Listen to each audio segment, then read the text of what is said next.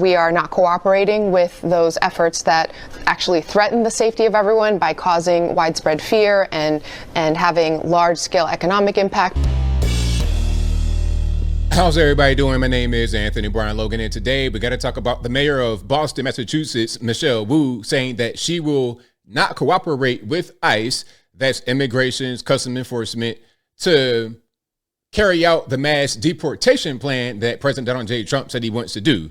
Now, this is really crazy, but not a surprise for these leftist liberal city mayors. We've seen migrants on the ground at Boston Logan Airport, on the ground sleep. I was accused one time of sharing a picture that was old. Oh, that's an old picture. No. This same scene with the migrants in the airport has been going on for months and months and months. So they're living there. Basically, you got a homeless shelter in the airport. Then they go out in the community. Where are they going to go?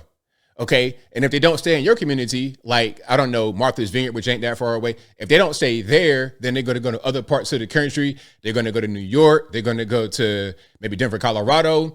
You're kind of a port of entry of the illegal immigration. So you not participating in Trump's mass deportation plan makes sense because you are a mass importer. You don't want to be a mass deporter. But should you be a mass importer? To the people of Boston, how do you feel about this lady? Like, what's your thoughts on Michelle Wu? Now, before I go any further and get your reaction to that, let's get into a clip here. This is her being interviewed by local media. Okay, I won't play the entire thing, but I'm going to play some of it. This is her defending Boston as a sanctuary city. I will link to the entire thing, the first video I play, articles, everything in the box. But without further ado, let's go ahead and roll it. For joining us. Always a pleasure. Great to see you, Mayor. All right, and happy Thanksgiving. I know we're getting close to it, but happy Thanksgiving. So, since 2014, let's talk about the city of Boston. Boston has considered itself a sanctuary city, which, as you know, limits cooperation with some federal immigration laws. President-elect Trump has promised mass deportations after he returns to the White House. How will you respond as mayor of the largest city in the state, the largest city in New England, and a powerful city in this country? Yeah, well, as you mentioned, for the last decade or so, we have had laws on the books. I was actually serving on the city council at that point when we passed the Trust Act. And I think it's important to get a little bit into what exactly that means, because sometimes people use the term sanctuary city to mean a city that is welcoming of immigrants, which of course we are and have always been. And sometimes that is used to suggest that there might be some immunity where criminal actions are you look the other way at it. Let's pause. Now, she's framing it wrong. Okay, a sanctuary city, not just welcoming to immigrants. You guys do not cooperate with the federal government when it comes to deportations. Okay, because the federal government, they're the ones that deport people. They're the ones in charge of the nation's security and admittance into the country, immigration, asylum seekers. That's the federal government that does that. But you guys don't talk to them. Therefore, you become a sanctuary for the illegal aliens. You see how that works? So let's just frame it properly, but I digress. And this and that. So in terms of Boston's policy, there's a prohibition on resources and personnel going to enforce civil immigration detainers, meaning Boston Police and other departments cannot cooperate with ICE when it comes to detaining on civil warrants. Exactly. That's exactly what I just said. She kind of, I don't like her already. This person was elected mayor, in my opinion, just from hearing her speak for a minute, is because she's, pretty smart person, high IQ, and she can communicate with others in the city, in the area that have a high IQ. But ultimately, it's kind of high IQ word salad, not even word salad. What she's saying is correct in a sense, but it is said in a way to hide or obscure what the bottom line is. There's still room for cooperation when it comes to the issues that matter to all of our residents: human trafficking, drug trafficking, cyber crimes. And so just want to assure everyone that when this passed and in the decades since, it has always been about safety. In fact, the ordinance passed with the full support of not only our local leaders, but law enforcement at every level. So preventing local law enforcement from communicating with the federal law enforcement equals more safety for people in Boston. How does it make any sense? I mean, sometimes you need assistance, right? So why would you cut that off? You don't always need assistance, but sometimes you do need assistance. So why would there be a prohibition against communicating with the assistants in terms of immigration? We want immigrants to know that it is safe for everyone to be able to feel comfortable reaching out for emergency services, to report a crime, to ask for help, and generally to be part of our community. Is it fair to say Boston has struggled with the migrant crisis, or is that not fair? No, I mean, resources are stretched. We are already in a housing crisis, and we know that our shelter system, for example, which the city runs the individual adult shelters, the state runs the family shelters, at the individual level, we have been at winter levels of overcapacity already during the summer, and much of that is because of newly arrived residents. Already during the summer. Yeah. One of your predecessors, Boston Mayor Marty Walsh, former Boston Mayor Marty Walsh, went so far as to open up City Hall to undocumented immigrants. What will Boston's response be if these mass deportations take place? Yeah, look, elections have consequences, and the federal government is responsible for a certain set of actions, and no individual city can reverse or override some parts of that. But what we can do is make sure that we are doing our part to protect our residents in every possible way, that we are not cooperating with those efforts that actually threaten the safety of everyone by causing widespread fear. And I mean, at the end of the day, you're treating illegal aliens as if they're like regular citizens. They're not regular citizens. They're not. It is what it is. You're here illegally. You can't just do whatever you want to do whenever you want to do it, unless you're a migrant, I guess. That's the message here, right? You're a migrant. You're here illegally. We're going to protect you from having law be enforced on you. But hey, regular citizen, regular civilian, you got an expired tag on your car. You got a bag of weed on you or something like this. Penitentiary, bit rocks, little rocks, especially in Boston. Out of everywhere in the world. Boston, really? Soft on crime? That's crazy. But I digress.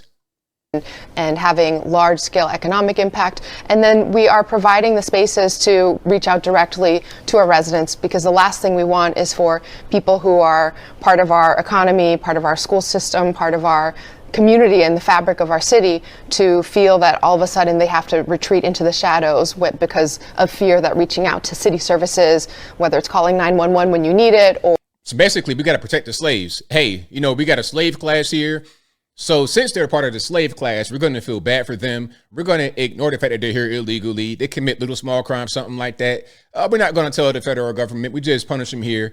So you're trying to protect and coddle your slave class. Just call it how it is. Boston, very, very, very expensive to live. So having this very high standard of living, you got to have these people that are way down here, the underclass that only just does that kind of thing.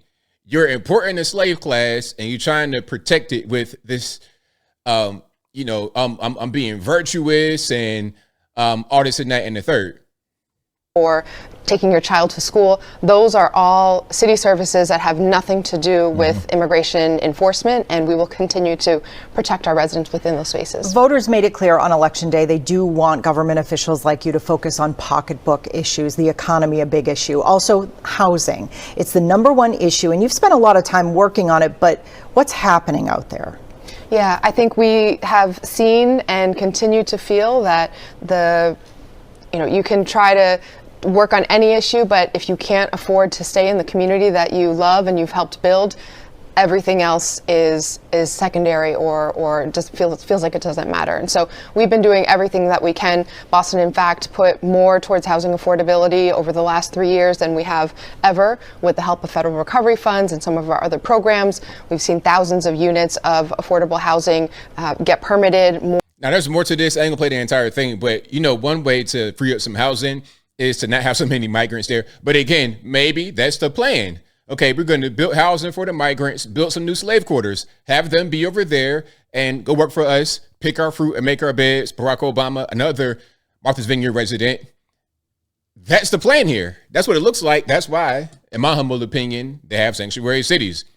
It's not necessarily about, we're just so loving and kind. It's to protect the slave class. But the problem, as I close, is that there are so many migrants coming across. You see, they've always had the slave class, the migrants, the low people in these big cities. They've always had that. The problem now is that the southern border is wide open and we're getting everybody. We're getting gangs and all kind of stuff. Okay, it's like you might have a slow drip at a spigot and then you just open it on up and it just is, you got a whole lake in 2 seconds. That's the That's what's happening right now with the migrant crisis. So if you don't want to talk to ICE to help us clean this up, then you just really in the way. And I think I'll leave that right there for now. And what say you? What's your thoughts on this whole situation with the mayor of Boston? What's her name? Michelle Wu. Yeah, with Michelle Wu saying that she's not going to talk to ICE, they're not going to participate. They're going to protect their residents. They're going to protect their people of Boston, whether they be here illegally or what. But whatever your thoughts are on that, let me know in the comments below. You guys know where I'm at. I mean, this is ridiculous. I don't think they really understand the scope of the problem. We can tell them, but they're not really going to live it. From their point of view, in my opinion, they're thinking about the migrants as the underclass that's going to do very low paid jobs, basically the slave class. But they don't understand that we have too many of these people from all over the world in our country, and it's impacting our safety. It's impacting the economy in a negative way. The employers may be able to get a benefit from the low paid labor, but what about the people of your city? What about the actual people? Because they got to work jobs too. They got to earn money too. And they're paying taxes to pay for these migrants.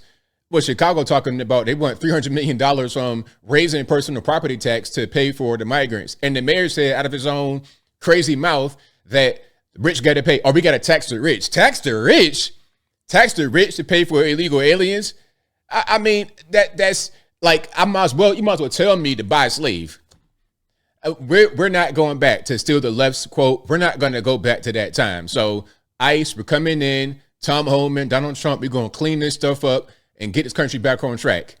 But whatever your thoughts are, please let me know in the comments below. And that's all I got to say for this video. If you like what you heard, please comment, rate, share, and subscribe. Peace.